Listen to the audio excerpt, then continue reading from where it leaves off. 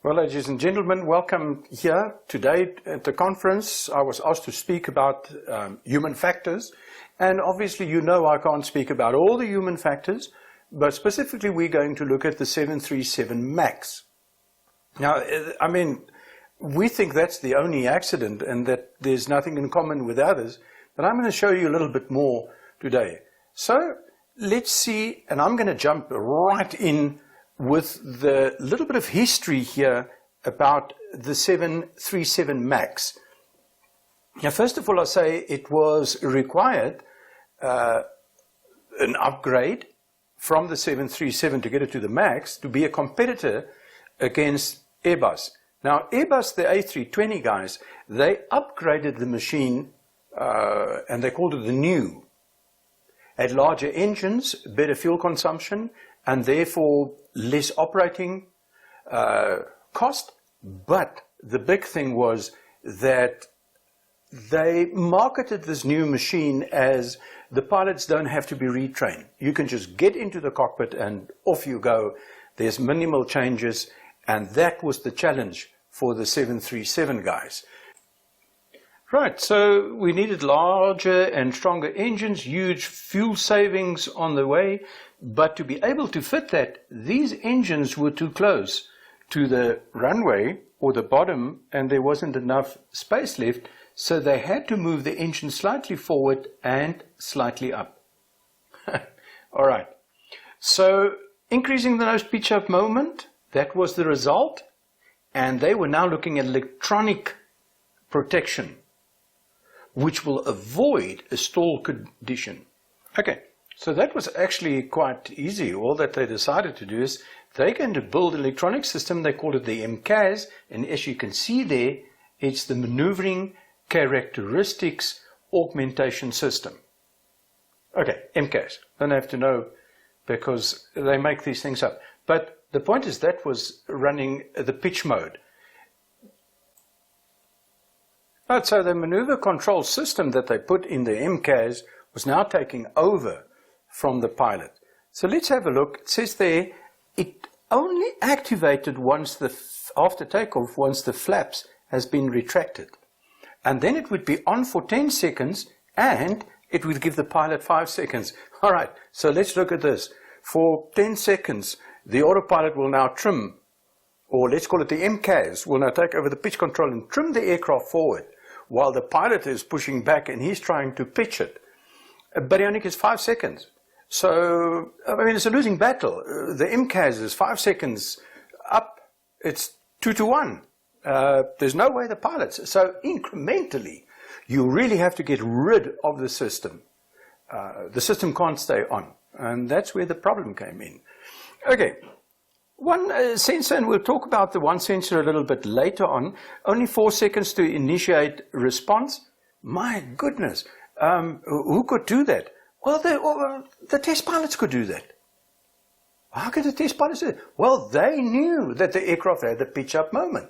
So the test pilots were part of the deal. We get something that will suppress that, and everybody is happy. We don't have to work around the center of gravity problems in another way, which will be more costly.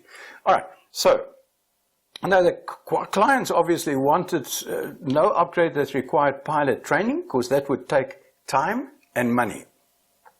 So remember now that Boeing is under a serious amount of stress. Now the pilot technical that they got on the machine did not include the fix or how to override any of the actions. So there was a contaminated autopilot algorithm in it, and there was no way that the pilots could get around that. Okay, but before we carry on, let's just have a little bit of a look at what is ICAO. And I'm specifically looking here at the bottom at ICAO. What do they say about? Now, I know that many of you would be used to the military system of the 5 M's: man, machine, medium, management, mission. All right, those are the 5 M's. But here they have a shell model: software, hardware, environmental, and liveware. So let's have a look what they say there. Liveware, that's people And the originator of all interactions will be people. Yeah, we've got the hardware, that's the machine. Yeah, we've got the environment in which we are flying now. It's after takeoff, it's in the climb. And then here we've got software. Now, software is the guidances. Think of your computer as the software. It's the guidance of how does your operating system work? And what are the rules and regulations? What are the guidelines? Okay? So the software is the part where we get trained. We give a knowledge at that. And then when we go to the hardware, we've learned all the do's and don'ts, and we learn more about the hardware, and then we start doing the technical. After the technical, we'll do the physical flying, and that's how we build up. All right. So the point I want to get out here is that software, hardware, environmental, and liveware. I put a second liveware there because this could be the tower, that could be the ops room or whoever speaking to you from outside. But the liveware itself has got an interface all the time. And here I say it's an interface. Now I know, let's get it cleaned up a little. An interface between the originator liveware and the other elements. And that's quite important. Now, that is one idea. So now remember that when we're talking about the 737 MAX accidents, we're looking about liveware that's trying to interact with the hardware. And then the environment got in the way. It's just one of those things. Mother Earth just, when you run out of skies, she's there. All right, let's go on. Now, there's something else I want to show you and just get your attention to, and to say, like I also say that, look, guys, if you're going to run into problems, or if you identify the problem, how do you fix it? What's the magic thing? Now, we'll get back to that. But remember, and I can promise you, this is as far as, in terms of fixing problems, this is one of the better gospels that I've read before. Here they talk about your defenses, and you can see it says, what are your defenses? And the defenses are, number one, technology. Wow, what's technology? Well, anything man-made is technology. A pencil, a razor, a rifle, a balloon, an airship, anything. All right? Those are all the hardwares. But they say here, look. Before you can actually train, you need regulations.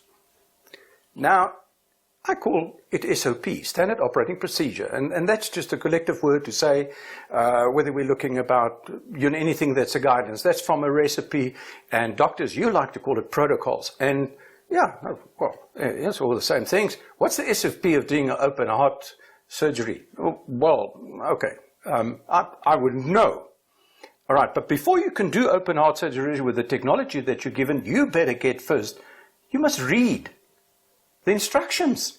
There must be instructions, and then you must be taught and trained how to apply it. Those three things, very, very well thought out here. Okay, now back to human factors.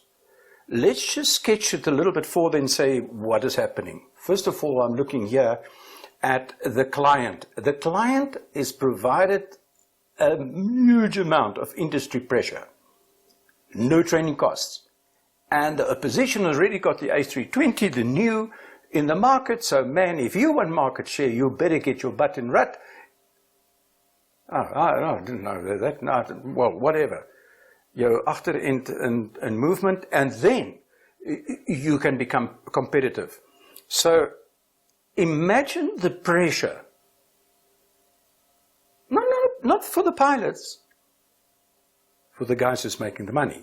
Who's making the decisions, for the shareholders. Different story. Now, who knew? Well, the engineers, they knew, and they expressed their concerns, but, then they took the test pilots, and they managed to do it in 4 seconds.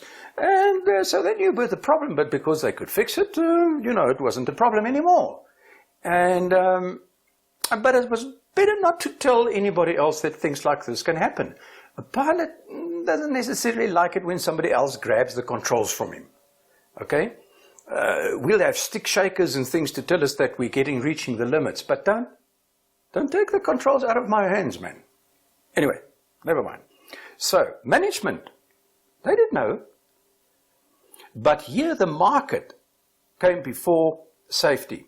The company, financially driven. Now, we'll get back to that because ICAO is very specific on the kind of corporation that you need. Because human factors can go whichever way. Remember, you've got humans all over the place. And the humans are building the machine, the humans are flying the machine, and the humans are selling the machines, and the humans are fixing the machines.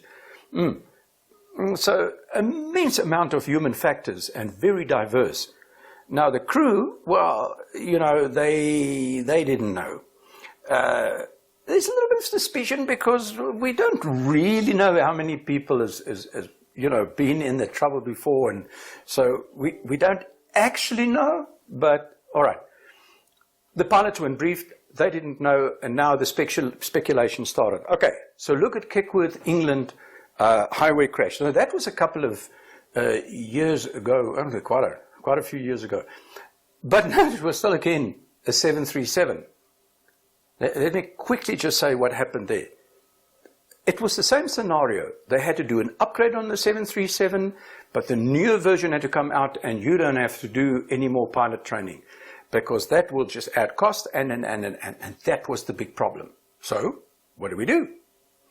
Well, we'll change it, but we'll only tell the pilots, you know what they need to know. But we can't say too much, because then the company will think that there's extra training needed, and that may stop the sales. And remember, there are conditions for sales and stuff like that. Serious. What happened here was that they got smoke into the cockpit. So the captain looked at the co-pilot, smoke in the cockpit, and the co-pilot said, smoke in the cockpit? Sorry, I can't do the British thing, eh? But what happened is that co-pilot remembered, hey, wait. If smoke comes into the cockpit, and the cockpit, let's call it environmental control system, originates from the right-hand side engine, then there must be a problem on the right-hand side engine. So they sat there and they said, oh, which one is it though? Oh, I think it is the right one. So, based on this. But in the meantime, with the new 737, the environmental control didn't come from the right-hand side. Now it was left-hand side, and there was, in fact, a little bit coming from the right-hand side as well. So the plain deductive reasoning that went through the mind was referenced to the wrong information. If it was referenced to the correct information, I mean, imagine, this pilot would walk away with 70 gongs. But now they shut down the right engine, which was the wrong engine to shut down. People sitting there back saw that, hey, that's the left-hand engine that's got a problem. What's happening? Okay. Human factors. Not a single passenger or a single crew member from the rear end of the aircraft thought, after the pilot said they're going to shut down the right-hand engine, nobody thought of knocking on the door and said, hey guys, we've, sorry man, I see you guys were shutting down the right engine, but that's the wrong engine, and you should shut down the left engine because that's the one. Many times I think to myself, what would have happened if anything like that happened? And if it didn't happen, I don't think, well, if it did happen, I'm not sure anybody's going to tell. All right. So that was a crucial mistake, but the same kind of thing. Okay, let's get back to the 737 MAX. Autopilot functional. Let's just talk about autopilot. Remember, the autopilot traditionally you can override it. You can fly through it. But there's certain things which works on more an AI principle, and it actually takes away control. Huge different. Certain things will say, okay, we've got auto function and we can fly through that, But if you go to the higher level of different sensoring, which is artificial intelligence, well, that's because it's got artificial senses, and it can think a zillion times quicker than we can. And then if it goes through all the possible algorithmic blah, blah, blahs, then at the end of the day, the machine will decide that's the best path. Now, this is what they say AI. So let's just read that. Artificial intelligence, leading AI textbook define the field as the study of intelligent agents, any device that perceives its environment and takes action that maximizes its chance of successfully achieving the goals. Wikipedia, thank you very much. That's a good one. I read the others as well, but that's very precise and very good. Whoa. So intelligence, artificial intelligence, what is the difference? Well, if the censoring is the same and the references, the referring capabilities are the same, what you're going to find yourself with is definitely something that's better. Okay, environment perceived through sensors, and in this case, the sensor failed. Now, automation must support the human factors through ergonomics, in other words, in the interfaces. Whoa. Ergonomics exists because of human factors. If you take the human out, there's no human factor requirement, there's no...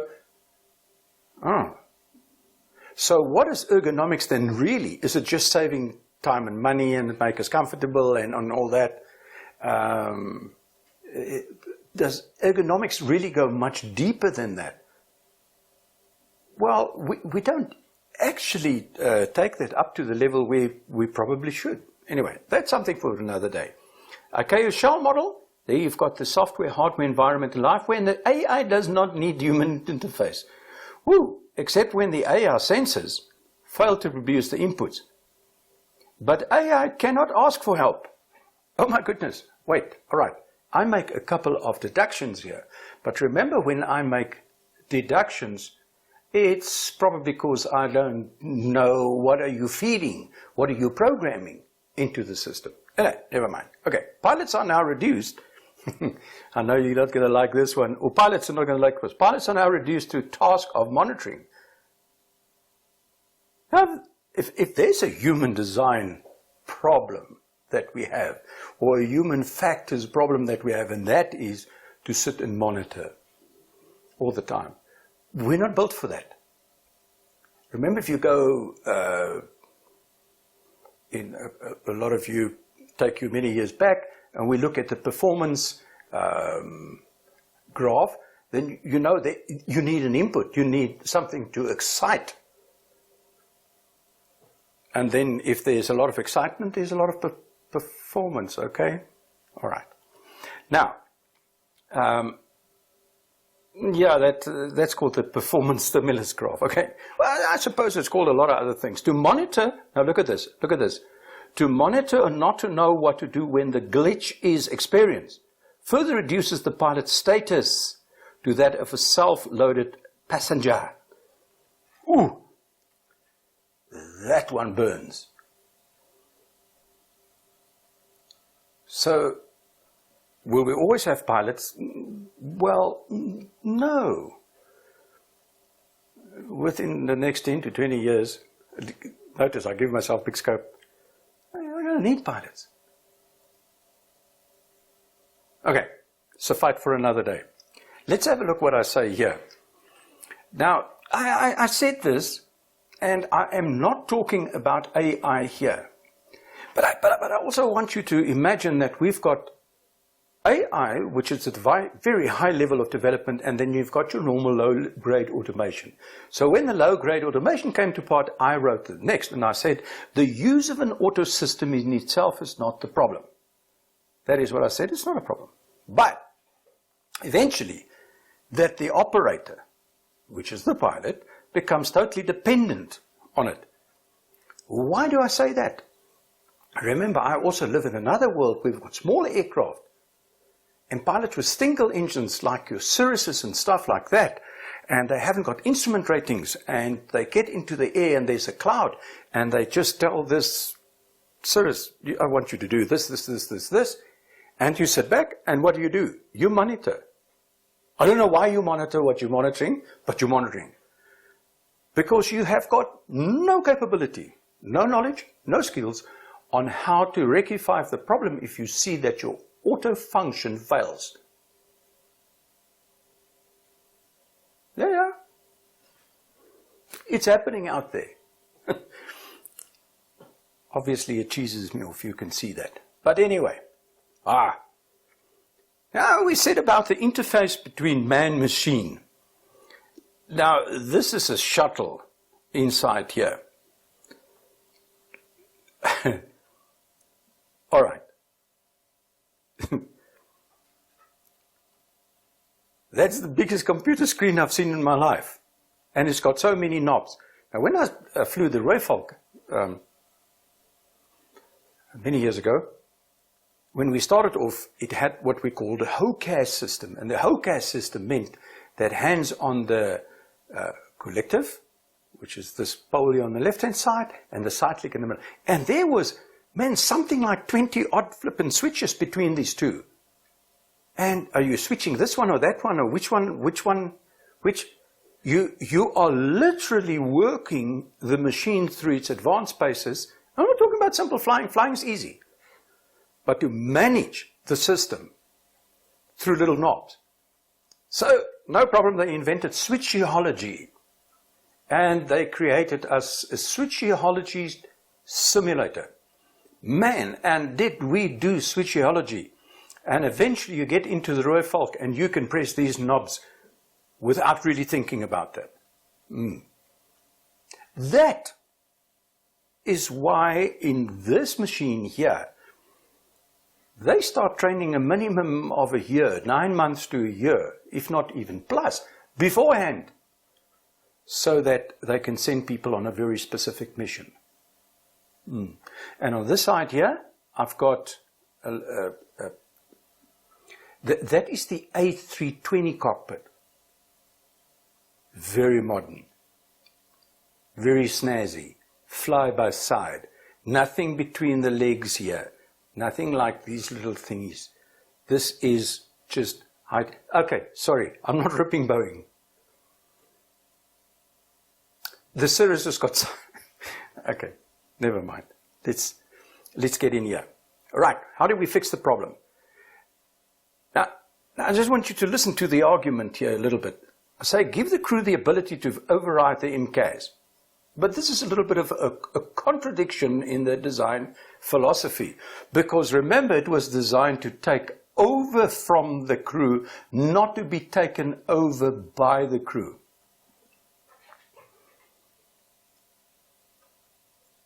So that you can't do an override on this one. You can't fly through it like an autopilot. You've got to physically disable this guy and get him out of your system. But you must know how to do that.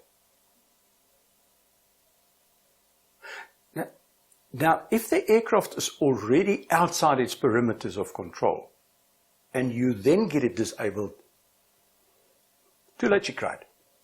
You had 4 seconds. Sorry, but you took 10 seconds, you die. That's really the case here. I'm not blowing this up. Is 4 seconds attainable? Of course. You just put me in a simulator and you do this. By the third time, you're not going to catch me out. I'll do that every time a coconut. All right. So increase, what you can do, we can increase the sensors, but we should increase the sensors. And I just cannot understand. I mean, here the aircraft is in the longitudinal axis. It shows a pitch up moment, which is too big. And the aircraft through the MCAS takes and it changes over. But what happens to the speed when you go there? Now the speed goes off the clock. Well, that's towards the V and E, velocity not exceeded. The speed is running away. It doesn't make sense. The aircraft cannot be in a climb like that and the speed continually increase. It's a contradiction. That's the second law of facts that Aristotle came up with. no contradiction. You can't. You can't contradict yourself. There's a serious contradiction here. And somehow, the system didn't pick that up. Or somehow the system managed to put the aircraft in an uncontrollable position before any other censoring would have had any effect on the recovery. Man, that's bad engineering. Okay, sorry. Okay, human interface must be possible, but it must be within a human scope. I'm sorry I'm flip-flopping all the time in and out, but you know, you sit in the hover with something like the Super Puma, and they're going to cut one engine in the hover. You count, 1001, 1002, 1003, and now you take reaction and you fly out on the one engine. The aircraft is designed to be able to do that. In other words, to take the human reaction. But you jump into little Robinson 22. Man, if that engine cuts, that RPM is coming down. There's no thousands to count. You get to 1,000, you're on the wrong side of the curve already. Okay. Design. Big stuff. Big brains necessary. If humans can feel and see diversions, so should AI.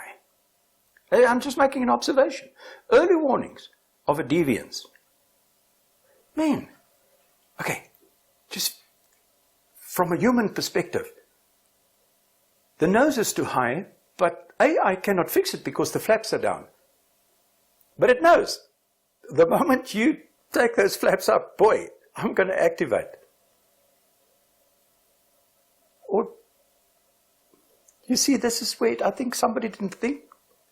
Because the system could have warned the pilots right there in the end, before they even picked up the flaps, which activated MCAS, and MCAS then took over. So why would you put something in to take over from humans if you don't give a pre-warning? I don't like it to sit in a cockpit where something is either green or red. Red is bad, green is cool. What about the in-between? And what about the rate of change between green to red? That's the kind of stuff that we were looking at. See, hey, this engine, this gearbox is busy picking up serious temperatures. What do we do now?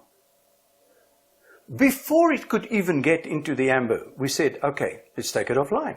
We take it offline. We do an emergency landing.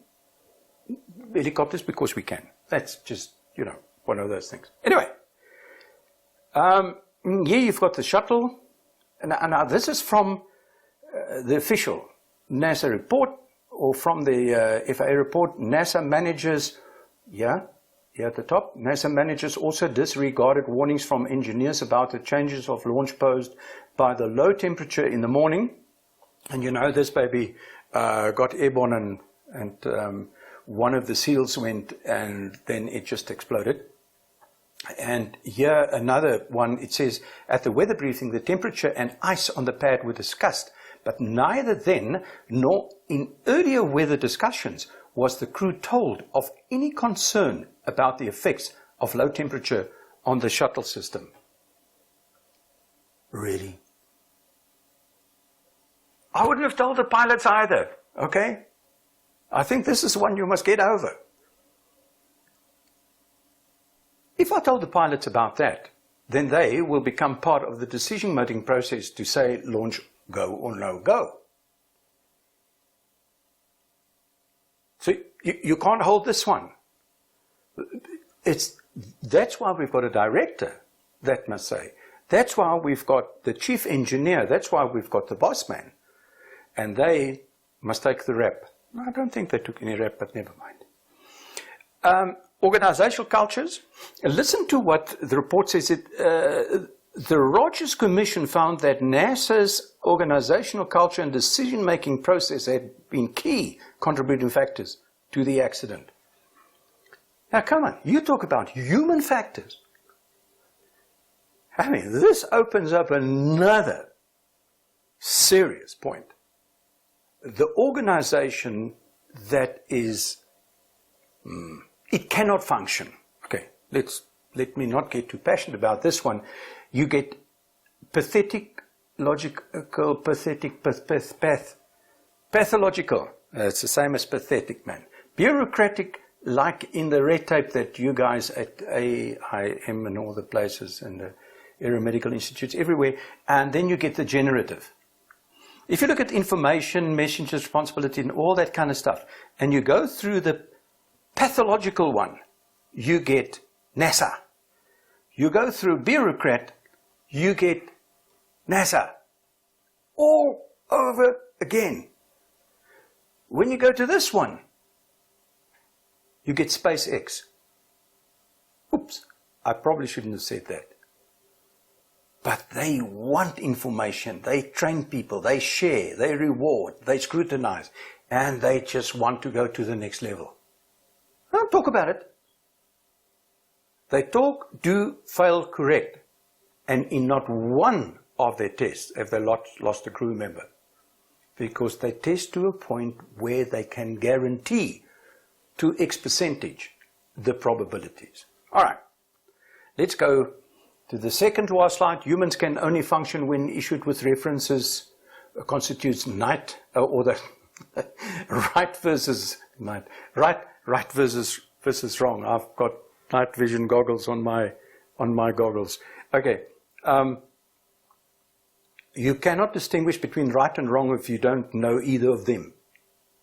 So we need, this is the reference, okay? So that's the reference, that's good from the reference, that's bad from the reference. Or that's bad, and that's only the one that's good.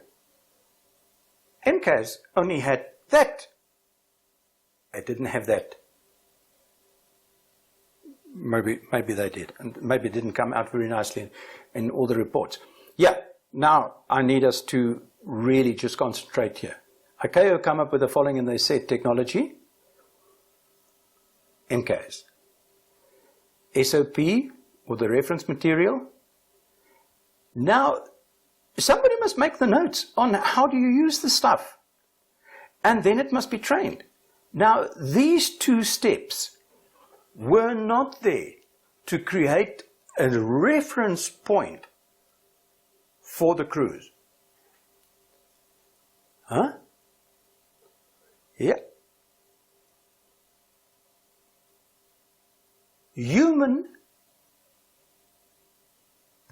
How our brains work and whether we decide something is right, wrong, or indifferent, if we're not given those parameters, we can't function. Well, not in complex machines, or not in the interface. Oh yeah, you will breathe. It's not... okay, never mind. Attitude of the life where, remember, there's discipline. But that discipline behavior must go right through the whole rank and file. No decision-making possibility without system knowledge and without the skills to manipulate the system. Hello? Ergonomics will eventually replace human... Oh, nobody wants to hear that one. By automation, self-sufficiency, and thus cutting out the human in certain decision-making. I didn't say entirely. But there are systems already where the human is cut out. And we can talk about those. And you will acknowledge, or you will admit that they're around there. But they're not a threat.